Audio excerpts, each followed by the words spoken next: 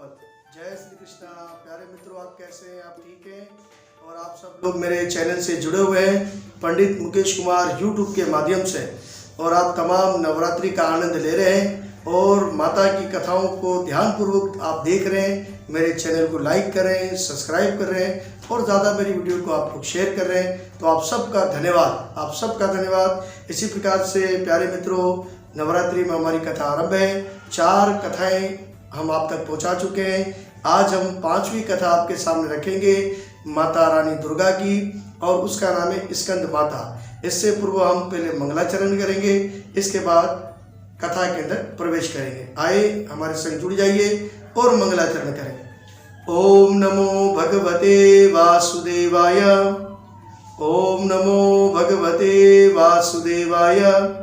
कृष्णाय वासुदेवाय देवकी नंदनाय च नंद गोप कुमाराय श्री गोविंदाय नमो नमः। हे कृष्णा करुणा सिंधु दीनबंधु जगतपते गोपीशा गोपीका कांता श्री राधा कांता नमोस्तुते। इस कलयुग में सबसे बड़ा जो मंत्र है जिसके द्वारा हमारा उद्धार होगा और हम भगवान के परम धाम में जाएंगे, हरे कृष्णा कृष्णा कृष्णा हरे हरे, हरे राम राम राम हरे हरे। बोलिए स्कंद माता की जय। 5वें रूप में स्कंद माता की पूजा 5वें दिन की जाती है। तो इसी प्रकार से प्यारे मित्रों, आइए हम देवी भागवतम महापुराण के अंदर प्रवेश करते हैं और जिसके अंदर ये कथा बयान की गई है। माँ दुर्गा जी की 5वीं स्वरूप स्कंद माता के नाम से जाना जाता है। ये भगवान स्कंद कार्तिय कुमार कार्तिकेय नाम से भी प्रसिद्ध है, और इस माँ के इस स्वरूप को कार्तिकेय कुमार कार्तिकेय नाम से भी इसको जाना जाता है। यह मशहूर देवासुर संग्राम में देवताओं की सेनापति बनी थी, और पुराणों में इन्हें कुमार और शक्ति धारी भी कहा गया है और इनकी महिमा को बढ़ाया गया है। उनकी सवारी मोर पर भी है और इन्हें मोर वाहिनी भी कहते हैं, और माता जी का एक नाम है मोर वाहिनी भी कहा जाता है। इन्हें भगवान स्कंद की माता होने की वजह से माँ दुर्गा जी के इस 5वें स्वरूप को स्कंद माता के नाम से जाना जाता है। इनका व्रत नवरात्रि के 5वें दिन किया जाता है। इस दिन तपस्वी का मन सच्चा यानी विशुद्ध चक्र में रहता है।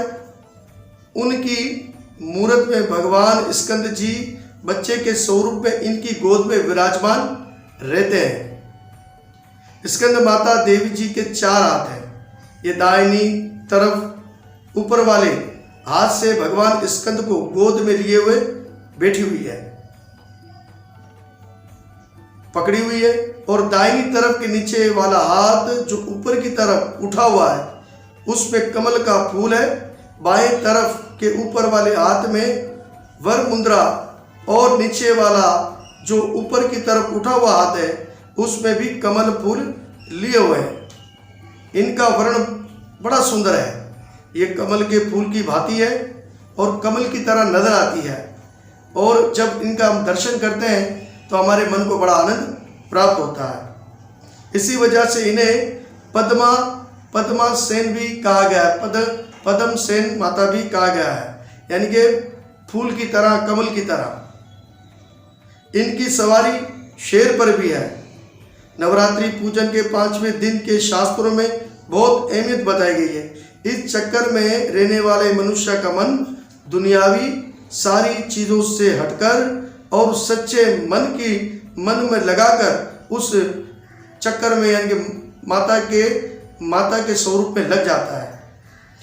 उसका मन सारी दुनियावी और मायावी विषयों से आज़ाद होकर पद्मा आसन स्कंद माता के स्वरूप में पूरी तरह मगन हो जाता है।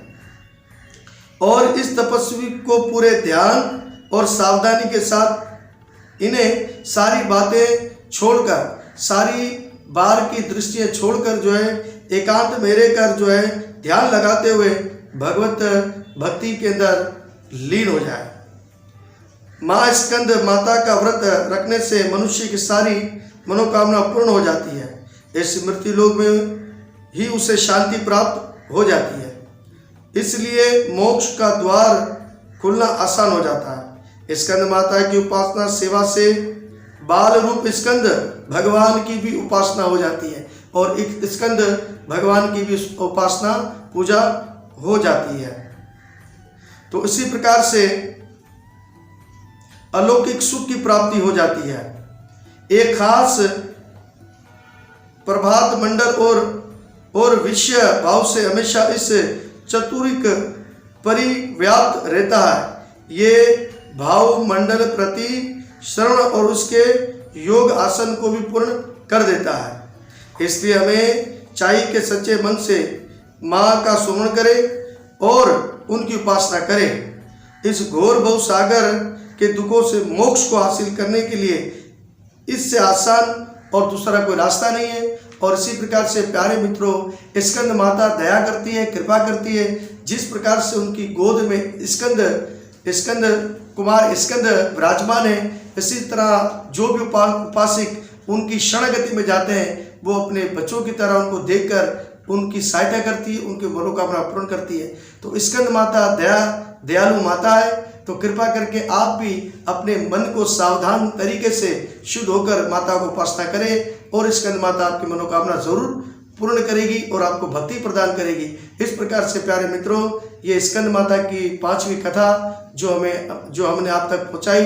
अब आप हमारी 6ठी वीडियो का इंतजार करेंगे और ज़रूर इसको लाइक करेंगे, कमेंट्स बॉक्स में लिखेंगे आपकी कथा कैसे लगी है और इस धर्म कार्य में हमारा साथ दें। ज़्यादा से ज़्यादा इसको सब्सक्राइब करें ताकि हमारी वीडियो जो है वो ज़्यादातर लोगों तक पहुंच सके।